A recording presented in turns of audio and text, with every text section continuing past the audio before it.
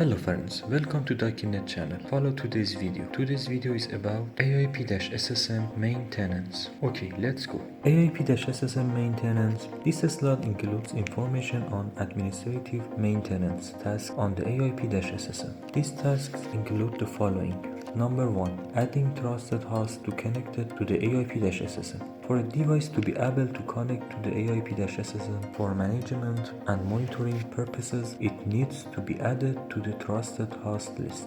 Number 2. Upgrading the CIPS software and signatures via the CLI and ASDM. You can apply the CIPS software service packs and signature updates using the FTP, HTTP, HTTPS and SCP protocols. Number 3. Displaying software version and configuration information. Number 4. Backing up the AIP-SSM configuration. It's recommended that you back up your configuration on a regular basis. You can back up your configuration to the local flash on the AIP-SSM or to a remote server. Number 5. Displaying and clearing events. Advanced features and configuration. This slide covers advanced configuration topics and features on the AIP-SSM CIPS software. These topics include the following. Number 1. Custom signatures. Number 2. IP logging. Number 3. Showing. Number 4. Cisco security agent integration. Number 5. Anomaly detection. Custom signatures. The capability to create custom signatures provides you with more flexibility in identifying security threats and network misconduct in a very effective fashion. To create custom signatures, you must know what exactly you want to detect in your network.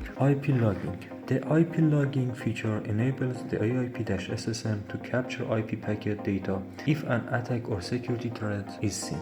This section demonstrates how to configure IP logging to help perform deep analysis of a security threat on the network. IP logging can affect performance on the AIP-SSM. You can limit the size of log files so that performance is not degraded. As an alternative, you may transfer the data to a dedicated management server. Configuring blocking, showing. This slide demonstrates how you can configure the AIP-SSM to interact with Cisco iOS routers, switches, PIX firewalls, and Cisco ASA appliances to block attacking IP addresses. It's important that you analyze your network topology to understand which attacking IP addresses should be blocked by the AIP-SSM and which IP addresses should never be blocked. The AIP-SSM and other Cisco IPS sensors can interact with Cisco iOS routers and Catalyst switches. The AIP-SSM can apply ACLs in Cisco iOS routers and VACLs in Catalyst switches, permit or deny their interfaces or VLANs. The Cisco PIX firewall does not use ACLs or VACLs. It uses the shown command to perform this operation. You should implement blocking showing very carefully because it can disrupt legitimate services within your network caused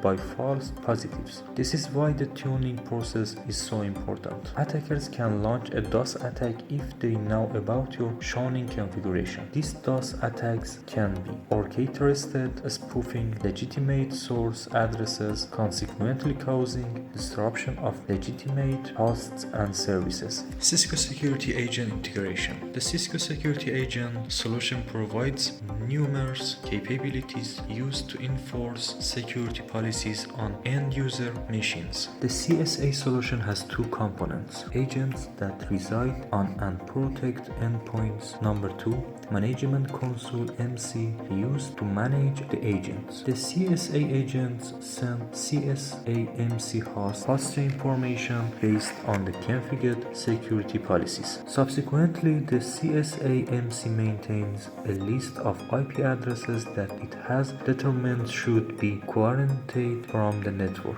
The CSA MC can be configured to send two types of events to the AIP-SSM or any Cisco IPS sensor.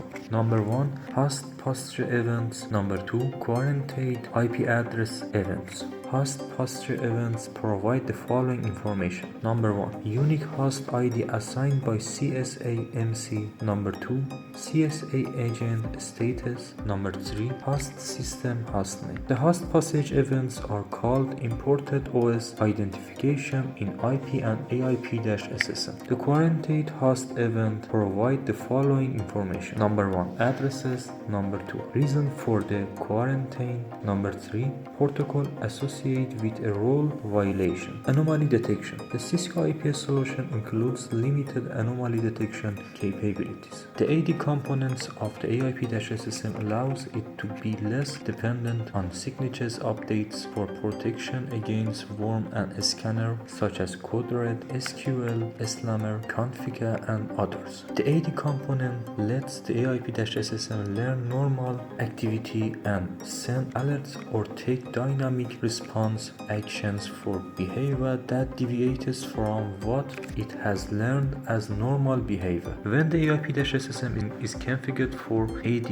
initially conducts a learning process and then drives a set of policy thresholds that best fit normal network. This initial learning mode is done for the default period of 24 hours. It's assumed that during this 24-hour period, no attack is being carried out. AD creates an initial network traffic baseline known as a knowledge base. Okay, today's video is finished here. Please send our videos to your friends and be sure to like and subscribe.